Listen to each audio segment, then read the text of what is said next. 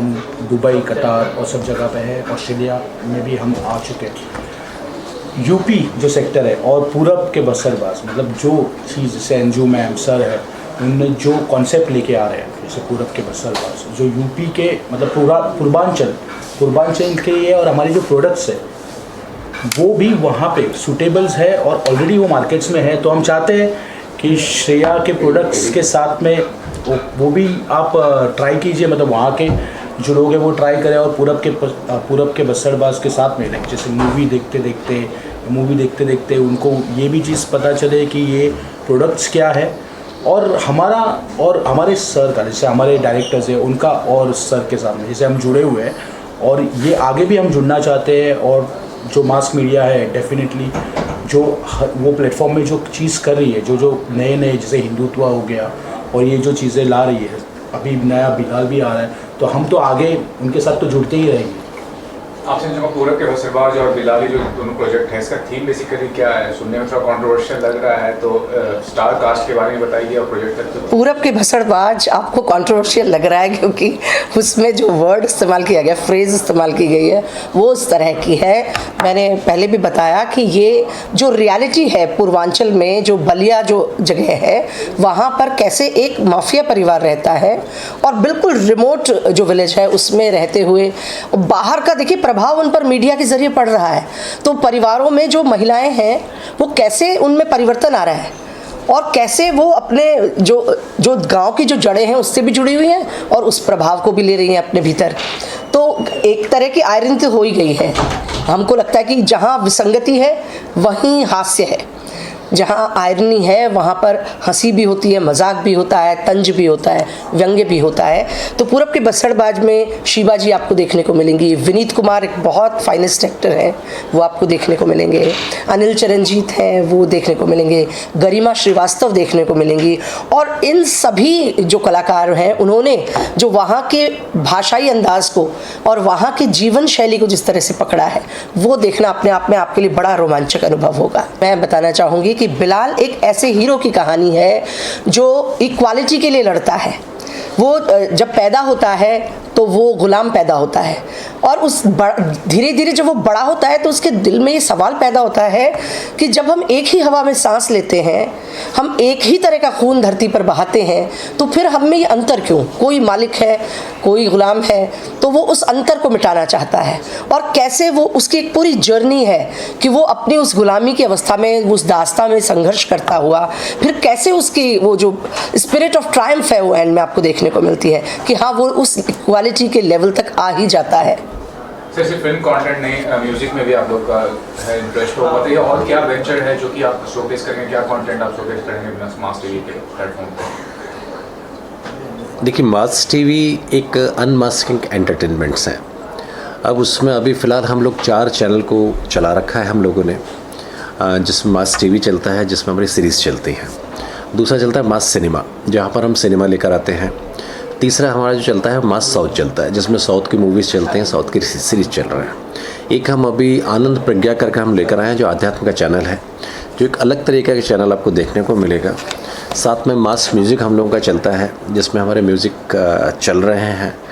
आने वाले समय में हम कुछ बड़े बड़े कंटेस्ट सोच रहे हैं इन फ्यूचर में हम लोग करें, जिसमें कुछ बड़े जो नाम हैं उनको जोड़कर हम लोग अपनी कंपनी में लेकर आ रहे हैं। उनके साथ हम कुछ बड़े वेंचर्स को लेकर आएंगे मार्केट में, क्योंकि हमारा सिर्फ एक ही मकसद है। जैसे अभी श्रेया की बात हुई, बेसिकली क्या है कि हमारे हिंदुत्व नहीं, हमारे देश का जो धर्म है और जो भी हम संस्कृति चल रही है उसको बचाने की कोशिश करते हैं। तो बाहर के इतने प्रोडक्ट आते हैं यहाँ पर, और लोकल प्रोडक्ट एक अकेला पड़ जाता है। तो हमने भी श्रेया के साथ इसलिए जुड़े थे कि एक प्रोडक्ट इंडिया का प्रोडक्ट है, क्योंकि हम हमेशा कहते हैं कि इंडिया का चैनल इंडिया के लोगों के द्वारा, इंडिया के द्वारा चलाया जा रहा चैनल है, तो क्यों नहीं फिर इंडिया के प्रोडक्ट्स को लेकर हम चलें साथ में। तो उन चीज़ को देखते हुए हम इस चीज़ को लेकर चल रहे हैं। और फिर आने वाले समय में जो कल्चर में जो संगीत हो गया, आपका डांस हो गया, आपका एक्टिंग हो गया, बच्चे आजकल बहुत ज़्यादा टीवी की तरफ ज़्यादा दिख रहे हैं, उन चीज़ों को के साथ साथ हम इंडियन कल्चर को भी ज़िंदा रखने की कोशिश करेंगे।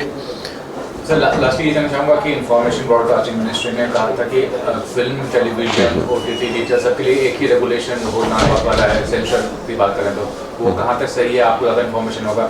अगर वो आता है तो कितना ज़्यादा और मुश्किल हो जाएगा, क्योंकि OTT के प्रैक्टिकली देखा जाए तो लोग एक फ्रीडम खोजते हैं, आर्टिस्ट को एक फ्रीडम मिलता है, दर्शकों को जो देखना चाहते हैं वो मिलता है, तो वो कितना ज़्यादा एक आप लगता है बून होगा या एक चैलेंज हो जाएगा कि हाँ कंटेंट भी प्रोवाइड कर रहे हैं उसके लिए, क्योंकि आपको बहुत लिमिटेशंस में रखना पड़ेगा चीज़ों को। देखिए, जहाँ मास टीवी की बात की जाती है, मास टीवी OTT की बात की जाती है, तो ये डर हमारे दिमाग में बिल्कुल भी नहीं है। पहली बात तो क्योंकि हम इस तरह भी कंटेंट लेकर ही नहीं आते हैं। दूसरी बात है कि जहाँ हम सैटेलाइट की बात करते हैं उसके बहुत से रूल रेगुलेशन होते हैं जो गवर्नमेंट अपने अंडर में रखती है। जहाँ हम OTT प्लेटफॉर्म की बात करते हैं तो OTT प्लेटफॉर्म जुड़ा होता है इंटरनेट से, तो उसमें सबसे बड़ी प्रॉब्लम्स क्या आती है कि कौन सा चैनल कहाँ से लॉन्च हो रहा है, कहाँ से उसके कंटेंट्स आ रहे हैं, नहीं मालूम। आज आप लिमिटेशन कर सकते हैं सैटेलाइट्स पर, उन पर आप एक रोक सकते हैं उनको कई जगह पर, लेकिन जहाँ आप जब OTT प्लेटफॉर्म पे जा रहे हैं, जब वाईफाई पे जा रहे हैं, तो वो तो पूरा वर्ल्ड खुला हुआ है आपके लिए। जो टेलीकास्ट आपका इंडिया से हो रहा है उसको आप रोक लेंगे, लेकिन जो लंदन से हो रहा है, न्यूयॉर्क से हो रहा है, वो इतना आसान नहीं है उनको रोकना, उनके लिए रेगुलेशन बनाना, क्योंकि ये कोशिशें पहले भी बहुत बार की जा चुकी हैं। हमारे देश में नहीं, बहुत सारे देशों ने कोशिशें की हैं ये, लेकिन वो बहुत मुश्किल होता है। लेकिन हम तो चाहते हैं अगर इस टाइप की कुछ गतिविधियाँ होती हैं हमारे देश के अंदर तो शायद हमारा कल्चर बच सके, जो बहुत जल्दी में और बहुत जल्दी नीचे गिरता चला जा रहा है। तो हम नहीं चाहते उस कल्चर को और भी कुछ क्षति मिले, कुछ अच्छी चीज़ें उस पर हों, अच्छी चीज़ें मिलें। देखिए, ये अंजू जी बताएंगे आपको, क्योंकि ये प्रोड्यूसर हैं हमारे चैनल की और ये ज़्यादा जानते हैं कौन सी चीज़ें हमारे चैनल के लिए बेस्ट रहेंगी। मैंने पहले भी बोला कि हम लोग चाहते हैं कि ये एक ऐसी स्वादिष्ट थाली की तरह हो मनोरंजन की, हमारा मास टीवी, जिस पे सभी के टेस्ट की चीज़ें उपलब्ध हों।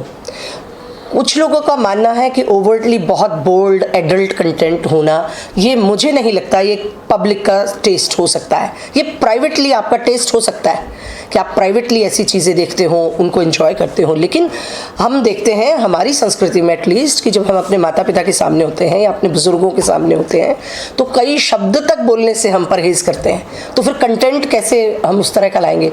जैसे पूरब के भसड़बाज के लिए कहा जा रहा है कि भाई ये बड़ा नहीं, ये बोल्ड कंटेंट नहीं है, ये वास्तविकता है वहाँ की, ये वहाँ की वही ज़ुबान है जो बोली जाती है। और जिस तरह का आप चरित्र लेते हैं, पात्र लेते हैं, वो मैंने कहा ना कि फिर मैं उसको अलग तरह की ज़ुबान दे दूंगी तो आप कहेंगे कि तो आपने पात्र के साथ ही न्याय नहीं किया, आपने तो उसकी भाषा शैली के साथ न्याय नहीं किया।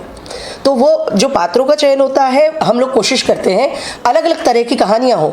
जैसे बिलाल है एक अलग तरह की कहानी, उसके बाद कोड ब्लू जो हम लेकर आएंगे, जो तैयार है, वो भी कुछ समय बाद हम उम्मीद करते हैं। जो लेकर आए थे, राम वाली लेकर आए थे, जी जी, रामनामी समुदाय पर हम लोग जो एक छोटी एक शॉर्ट सीरीज थी हमारी, वो हम लेकर आए।